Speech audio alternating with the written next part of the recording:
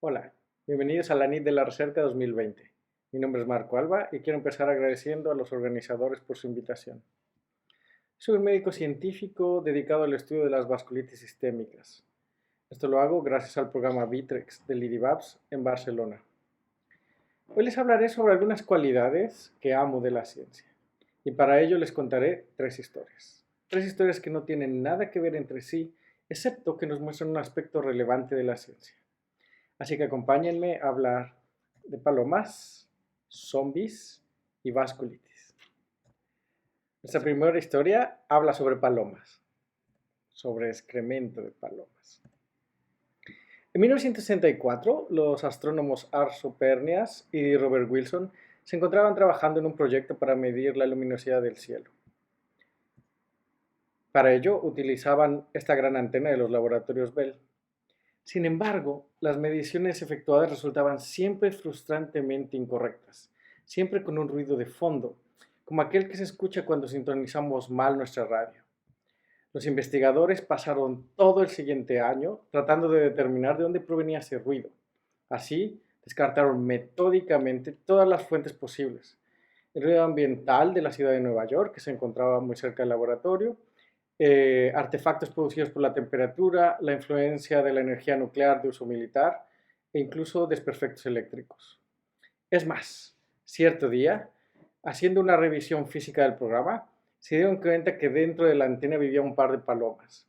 Así que se preguntaron si las abundantes heces de estas aves estaban causando la constante interferencia, por lo que decidieron atraparlas y enviarlas muy lejos de ahí.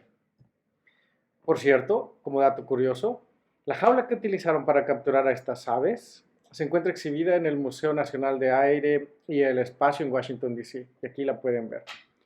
Ahora bien, después de limpiar profundamente el delicado instrumento en repetidas ocasiones, ya que las aves regresaban constantemente, los investigadores pudieron retomar sus experimentos. ¿Y qué creen que pasó? Desafortunadamente, y a pesar de todas estas medidas, el ruido de fondo siguió apareciendo.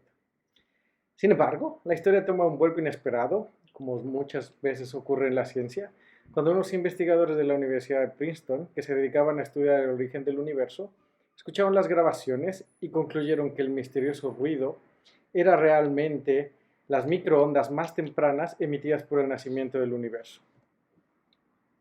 Así es que este ruido estático, originalmente confundido con el ruido de una ciudad o con la interferencia provocada por heces de palomas, fue un hallazgo revolucionario y fundó las bases para la validación científica de la teoría del Big Bang.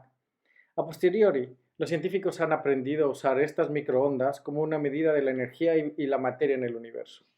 Y de hecho, en 1978, tanto el Dr. Penzias como el Dr. Wilson fueron galardonados con el Premio Nobel de Física por este descubrimiento. Lo que me gusta de esta historia es que en la investigación científica, la perseverancia y la paciencia siempre terminan por dar resultados. Para mí es fascinante que un hallazgo inesperado y considerado irrelevante en su momento pueda ser realmente un hecho histórico y trascendente.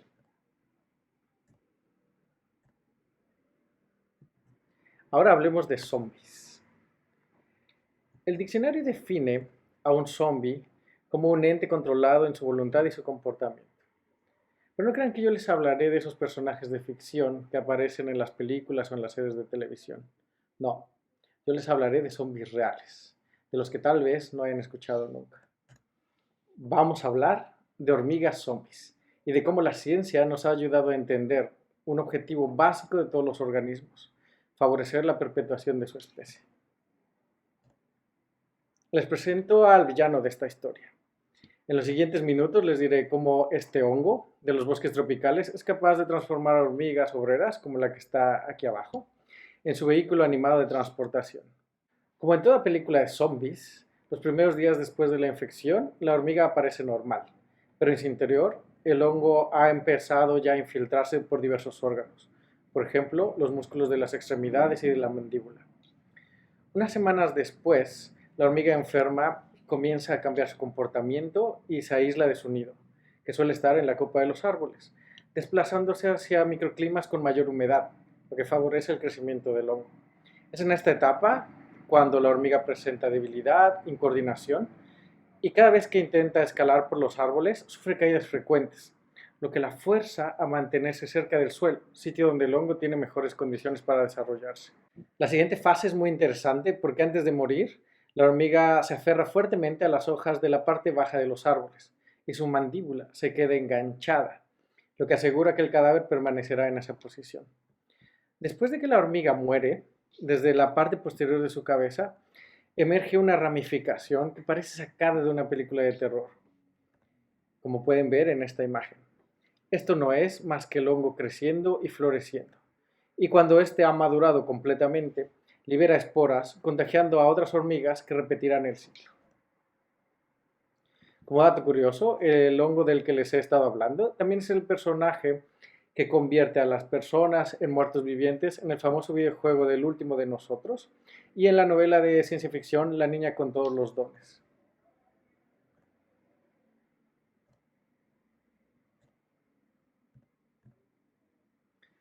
Interesantemente, el estudio de varios grupos científicos ha logrado disecar por completo el ciclo de interacción entre el parásito y su hospedero, encontrando que el hongo controla a la hormiga no por invasión directa del cerebro, como cabría esperar, sino debido a toxinas que libera y que actúan a distancia.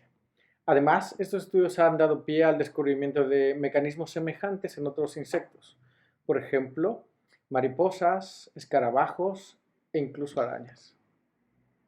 De esta historia podemos destacar que la ciencia puede ser sorprendente y que a veces esta realidad supera la ficción.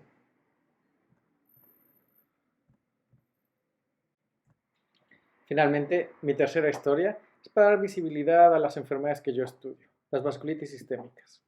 Estas se definen como un grupo heterogéneo de enfermedades que tienen en común la inflamación y destrucción de la pared de los vasos sanguíneos. El estudio de las vasculitis comienza en Alemania, en 1865. La historia es curiosa, ya que todo se inicia con un hombre de 27 años, sastre de ocupación, que pierde su empleo después de ausentarse durante varios días por fiebre, cansancio y pérdida de peso. Debido a su mala situación económica, el desesperado joven se ve forzado a pedir limosna en la calle, lo cual era un delito para aquella época. Estando en prisión, continuó sintiéndose mal y debió ser trasladado al hospital más cercano.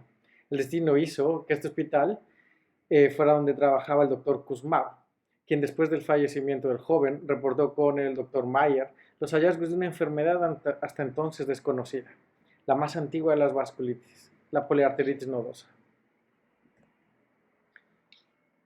Las vasculitis pueden afectar a personas de cualquier género, edad o raza, y son enfermedades graves que pueden ser mortales y generalmente producen complicaciones crónicas que disminuyen importantemente la calidad de vida de los pacientes.